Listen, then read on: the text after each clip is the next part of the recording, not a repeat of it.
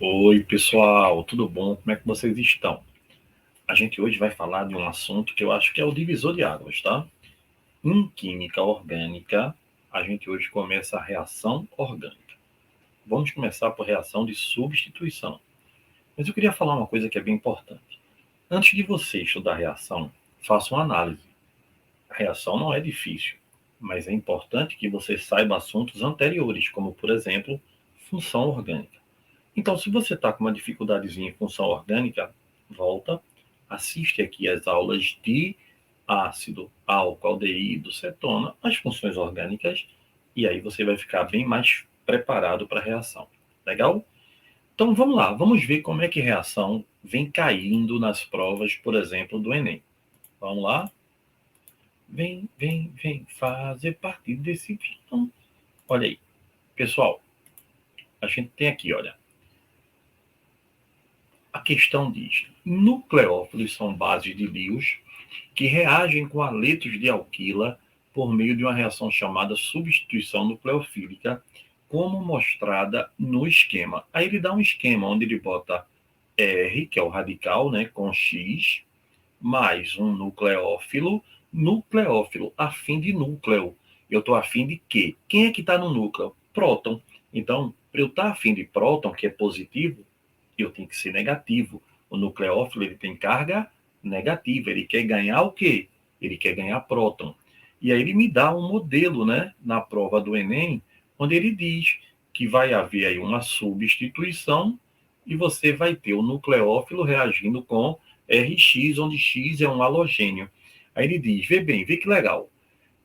A reação de substituição nucleofílica, SN, entre o metóxido de sódio. E ele diz, pessoal, que o metóxido é CH3O-, sódio é N+, não é isso? Entre o metóxido de sódio e o brometo de metila. E ele diz, olha, X é um halogênio, bromo é um halogênio. Quem são os halogênios, Guga? Família 7A, não é? Família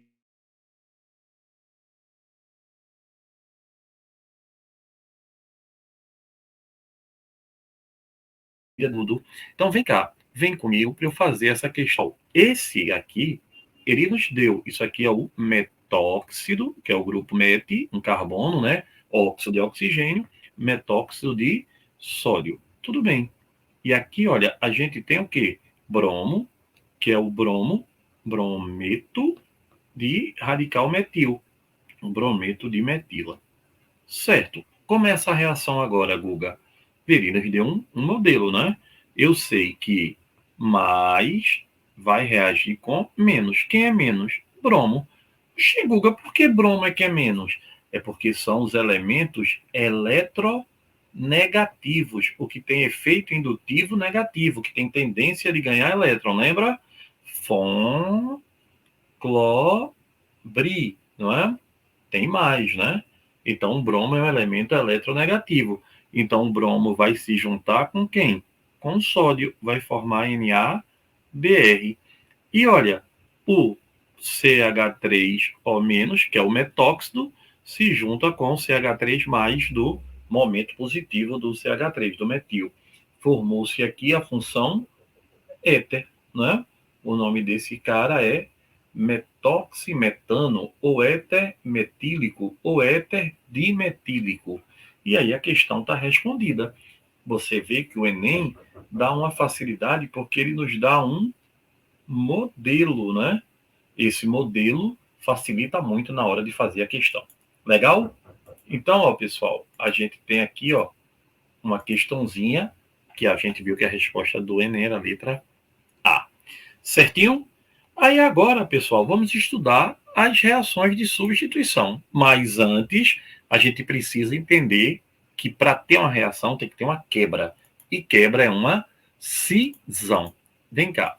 Tem um slide aí para mostrar, mas eu queria vir no quadro inicialmente. Google, o que é uma cisão? Pessoal, se eu tiver aqui, ó, CH3, Google, o que é esse pontinho? É o elétron, né? Cada um tem o seu, ó. C, H3. Sim, cadê o pontinho do hidrogênio? Vou colocar. Tem calma, é somente para a gente entender aqui, ó. Cada um tem o seu, não é? Aí o que é que acontece? Pessoal, um par de elétrons é uma ligação. Essa ligação entre carbonos, não é uma ligação entre carbonos, né? É o que eu chamo de ligação o quê? Ligação covalente. Por que covalente, pessoal? Porque ela ocorre entre não metais. E ela é apolar, porque eles são iguais. Então, a ligação covalente apolar eu posso quebrar. É fácil? Não, mas eu posso quebrar. Então, eu vou fazer aqui uma fissão. Vou dar, por exemplo, luz. Aí, ó, ultravioleta vai quebrar isso aqui. Pessoal, quando houver a quebra, o que é que a gente vai perceber? Que o carbono, ó como ele vai ficar, ó. O carbono vai continuar com os elétrons dele. Ele não perdeu o elétron, certo? Ele perdeu apenas o quê? Ele perdeu apenas o ligante, tá bom? Mas ele continua sendo ele, ó. Ele continua tendo o quê? Os seus elétrons mantidos, os 4 elétrons na última camadazinha de valência, só que um elétron dele está livre. Ele ganhou elétron? Não. Ele perdeu elétron? Não, ele apenas soltou. Então, isso aqui é o que a gente chama de radical livre. Tá bom? Porque aqui, olha, eu tenho um elétron livre. Mas lembre bem, por favor, ele nem ganhou nem perdeu elétron. Então, o radical livre, ele é eletricamente neutro. Tá bom? Ele é eletricamente neutro. Ele nem ganhou, nem perdeu elétron. Como ele é um radical livre, esse elétron livre dá a ele o quê? Muita reatividade. Pessoal, ele está louco para reagir. E algo muito reativo é perigoso no nosso organismo, né? Por isso que existem medicamentos que combatem o radical livre. Isso eu posso lhe dizer, então, que uma ligação covalente apolar, ela dá produção de quê? De radical livre. Ótimo, entendi, Guga. Agora, vê bem, se eu tivesse aqui CH, tá? 3, e aqui eu tivesse o quê? Presta bem atenção. Aqui eu tivesse um cloro. Me diga uma coisa, pessoal. Quem é mais eletronegativo? Carbono ou cloro? O cloro, né? Lembra da ordem de eletronegatividade, né? Fui ontem no clube, briguei e saí correndo para o hospital. Então, obviamente, o cloro é muito mais eletronegativo. Quando eu tenho isso aqui, ó, essa ligação, agora é uma ligação chamada de quê? É entre não metais, continua sendo uma ligação covalente, só que agora ela é polar. Então, quando eu quebrar essa ligação, olha o que é que vai acontecer. Exatamente, ó, o carbono vai perder o elétron. E o cloro vai ganhar o elétron. Então, agora a gente não tem radical. A gente formou o que agora? A gente teve a formação dos íons. No caso do carbono, reativo. No caso do cloro, não. Porque o cloro é da 7A, queria ganhar 1, e ele ganhou. Então, olha a diferença. Ligação covalente apolar dá origem a radical livre. Ligação polar dá origem a íon. Isso vai ser bem importante para a gente entender o assunto. O radical, por ter um elétron livre, ele é extremamente reativo. Extremamente reativo. Então, vem embora comigo.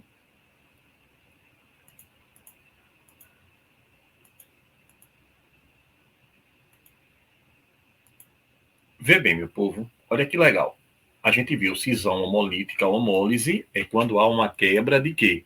O par de elétrons é quebrado por igual. Numa ligação covalente apolar, a cisão homolítica ocorre em ligação apolar, e geralmente, né? E sobre altíssimas temperaturas com a presença de luz, porque não é fácil de acontecer. dá origem aos radicais livres, que são espécies químicas que têm um elétron soltinho ali, louco para reagir. Ó. Os radicais livres são instáveis e muito reativos. Então, veja, já a cisão heterolítica ocorre quando eu tenho uma ligação covalente polar, onde o elemento mais eletronegativo ganha o elétron, vira um ânion. O outro, que é o menos eletronegativo, perde o elétron, vira um cátion. Nessa reação, você tem o quê? Se a ligação é covalente polar, eu vou formar íons, que é diferente, tá bom? O carbono, pessoal, por ser da família 4A, ele tanto pode ter tendência de ganhar como de perder. Quando ele ganha, fica negativo, ele é um carbânion. Quando ele perde, ele é um carbocátion. Guga, e quando é que ele perde ou quando ele ganha? Depende de com quem ele liga. Se ele ligar com alguém eletronegativo, aí ele perde. Se ele ligar com alguém eletropositivo, aí ele ganha, tá? Ele é da 4A, ele está no meio da tabela, né? Então ele tanto pode ganhar como perder. Então olha aqui, ó, esse slide é bem legal. Cisão heterolítica forma íon.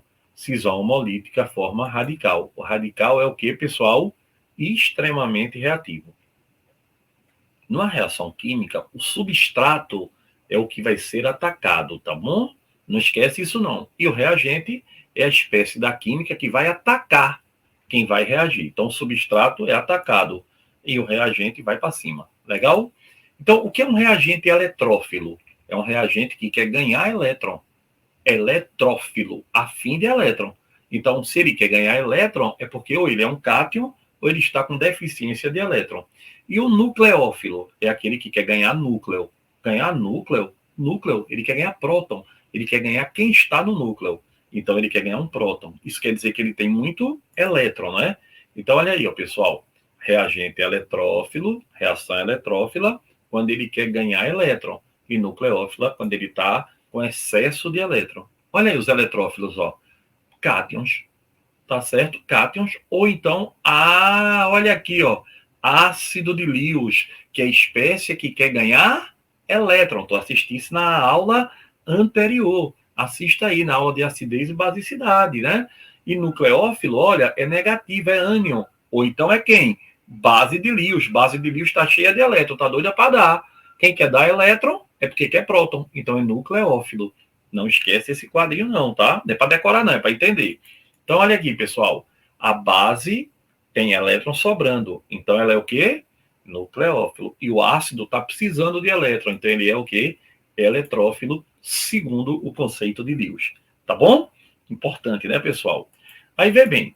Os radicais livres, pessoal, eles têm uma característica. Eles são extremamente reativos. Algo que é muito reativo no seu corpo é ruim. Lembre-se que a molécula quebra com a radiação ultravioleta. Por isso, o perigo de exposição à luz solar ou então bronzeamento artificial, porque a quantidade de luz pode fazer a quebra das moléculas, ficam radicais livres pelo organismo e ele reage com o que aparecer. Pode ser um catabólico e aí pode potencializar certas doenças, né? Por isso que é importante fazer o quê? Combater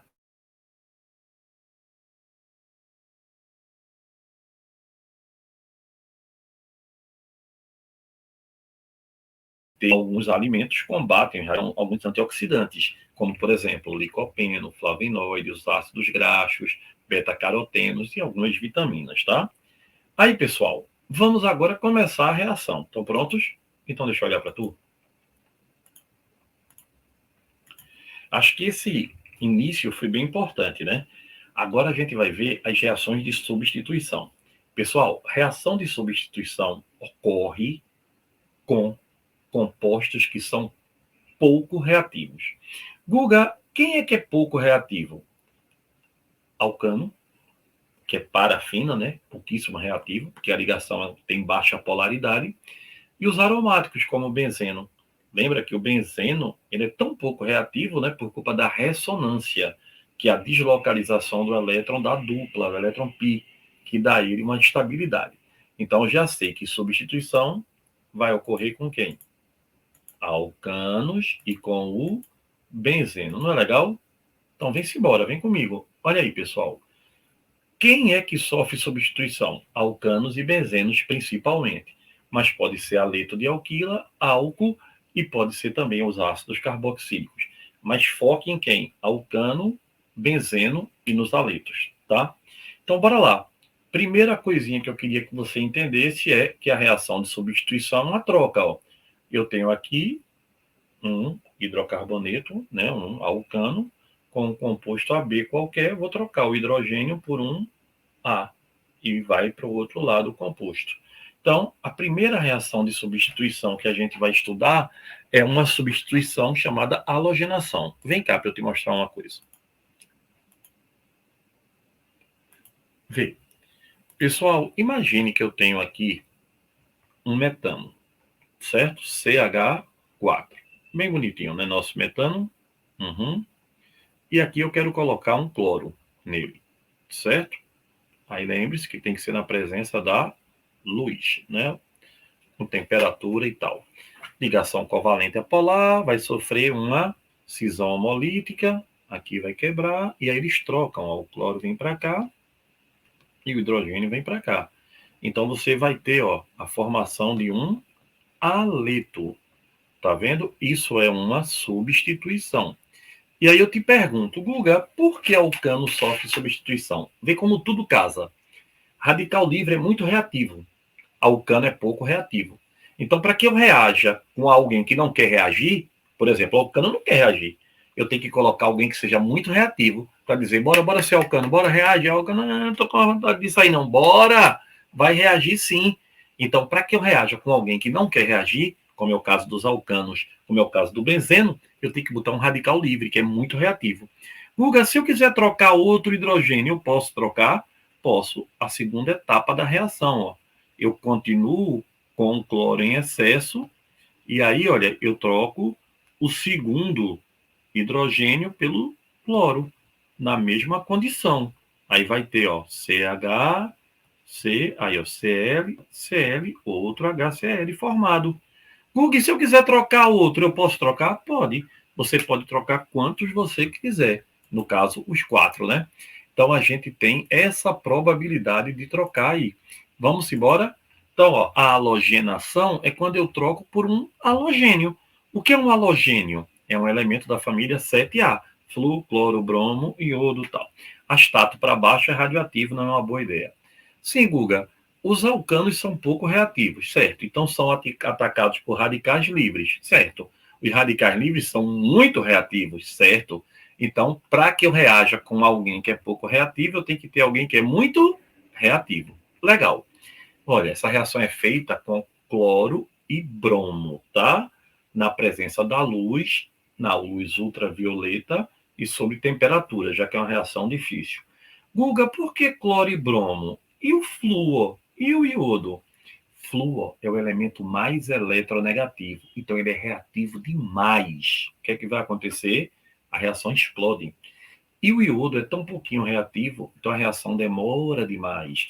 Então, quando eu falar de halogenação, vai ser com quem, pessoal? Vai ser geralmente com cloro ou com bromo. Outra coisa importantíssima. Essa é muito legal. Vê bem. Tá vendo esse slide aqui, não tá? Então, deixa eu ir para o quadro. Pô, Guga, tu vai para um quadro, né? É bom, pessoal, vá por mim. Veja. Suponha que eu tenha aqui, ó, esse alcano que você está vendo aqui. E eu quero colocar aqui nele cloro. Podia ser cloro, podia ser bromo, né? Podia ser um ácido sulfúrico, um ácido nítrico. Eu lhe pergunto, eu tenho aqui o carbono de número 1, 2, 3, 4 e 5. Em qual carbono o cloro vai entrar? No 1, no 2, no 3, no 4 ou no 5? A resposta é, pode entrar em qualquer um. Só que tem um detalhe.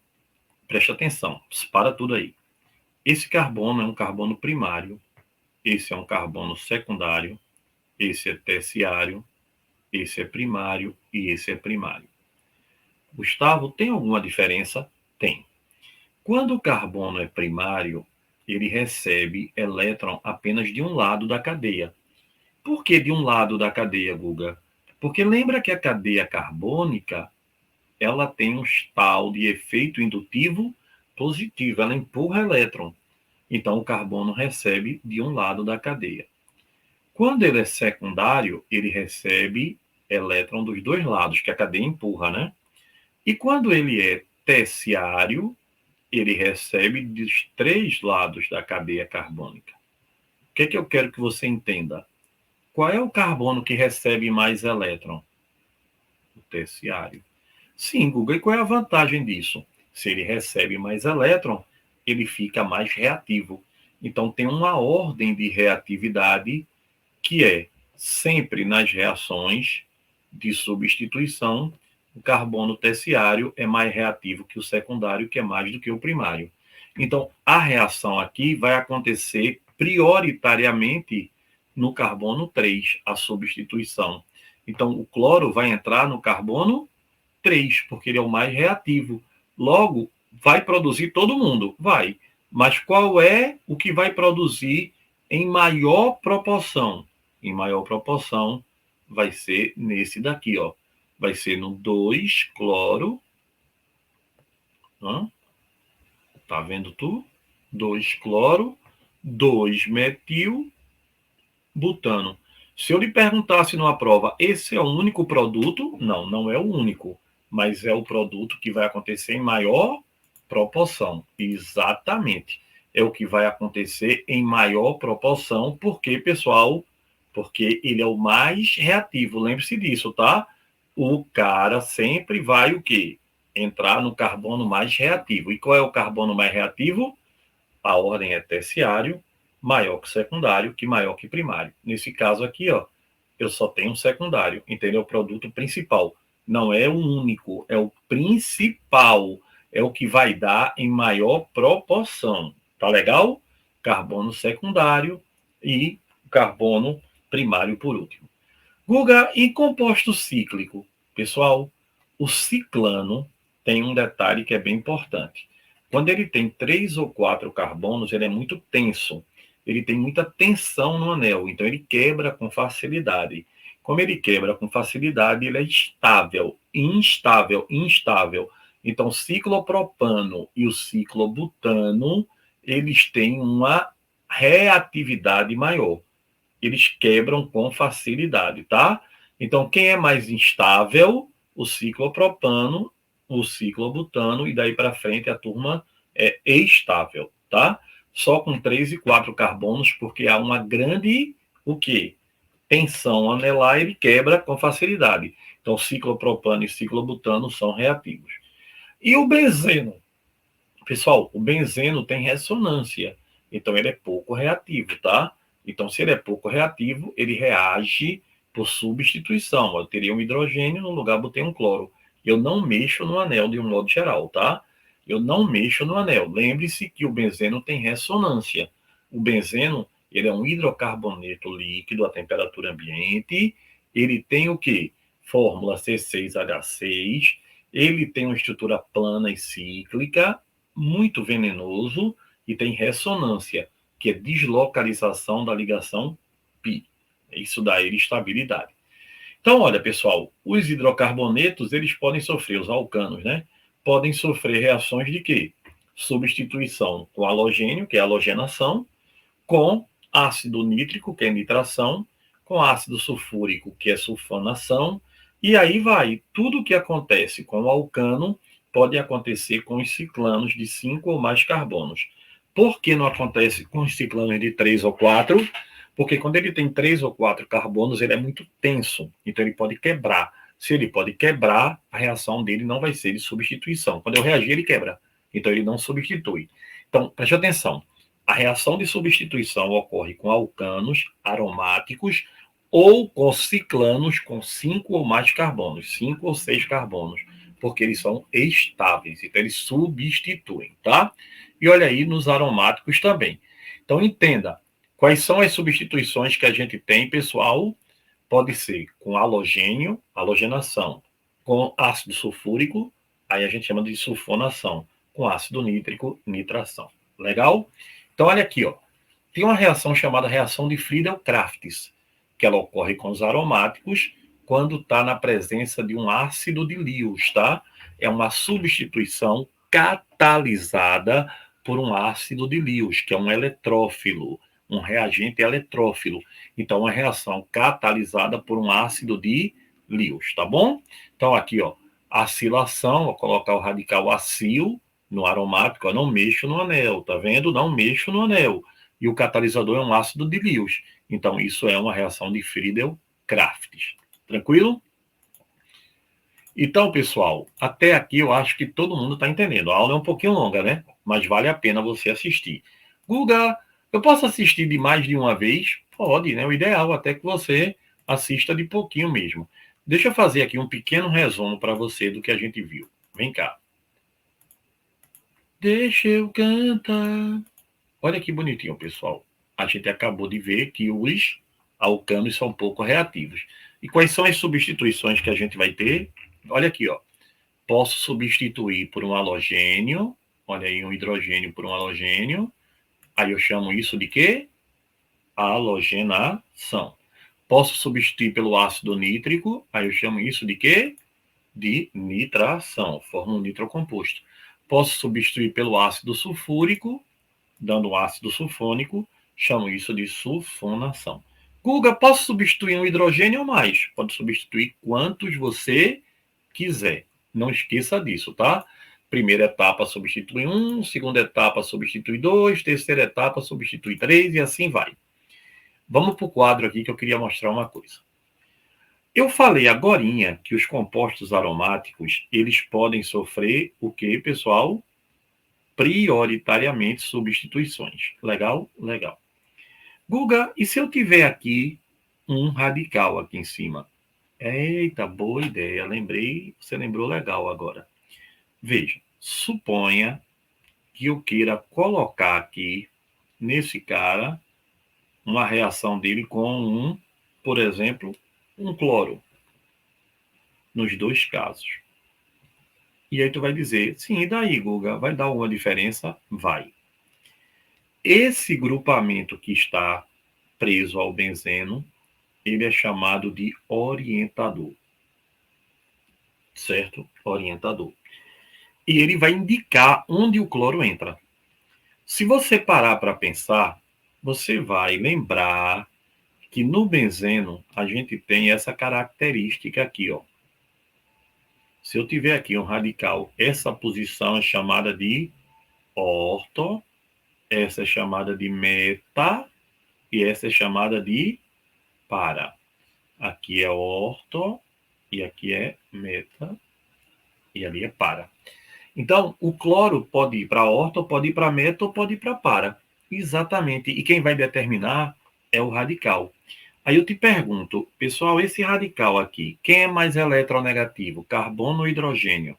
É o carbono. Então, o hidrogênio é um pouquinho positivo, o carbono é negativo. E agora eu faço só intercalar. Ó. Se aqui é negativo, esse aqui é positivo, negativo, positivo, negativo, positivo, negativo. Pessoal, onde é que ficou negativo? Na posição orto e na posição o quê? Para.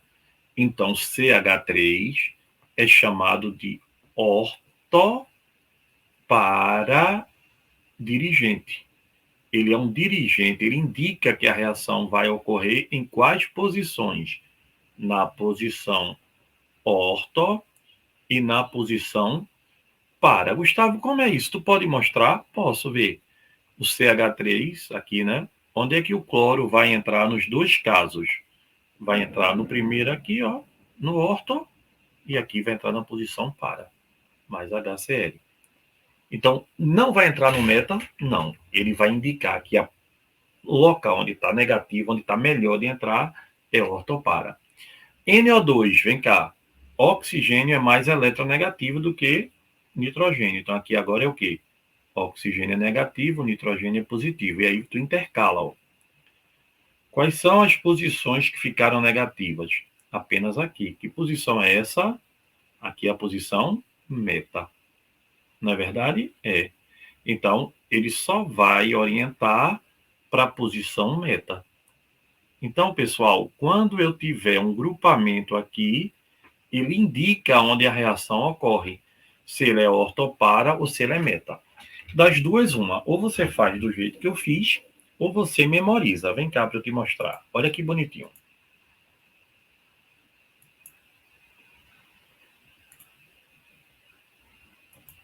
Olha, eu tenho aqui, ó, orto, meta, para, né? Orientador orto, para, é chamado de ativante, tá? Ali, ó, orto, meta, para. Ele é de primeira classe, tá?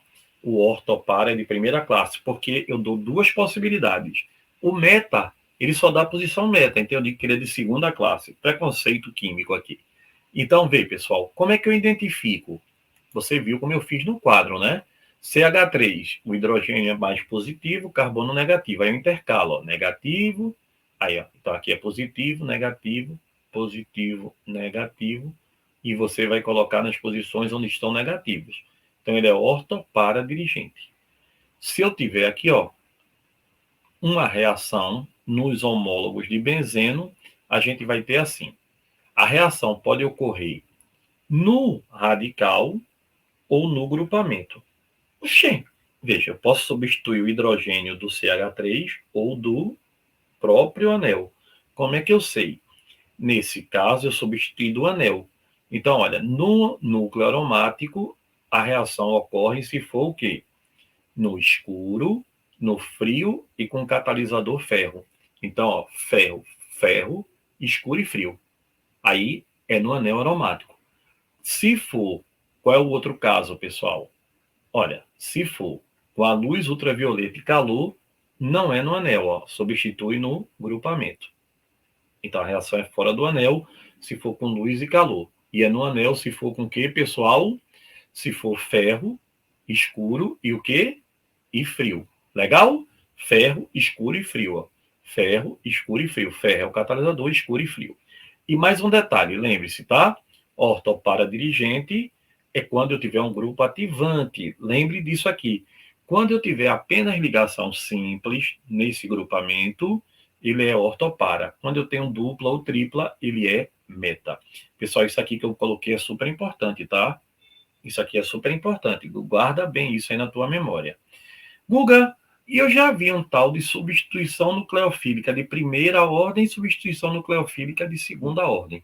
Nucleofílica é quem quer próton, né? Quando é que eu sei que ela é de primeira ordem? Quando é que eu sei que ela é de segunda ordem? Pessoal, veja. A leto, ela vai ser N1 quando a velocidade 1 depende apenas de um único reagente. Ela vai ocorrer em aleto terciário. Então, na prova, quando eu tenho um aleto terciário, o que é um aleto terciário? É aquele que está ligado a um carbono terciário, esse aqui, ó. Então, vai ser uma substituição nucleofílica de primeira ordem, tá?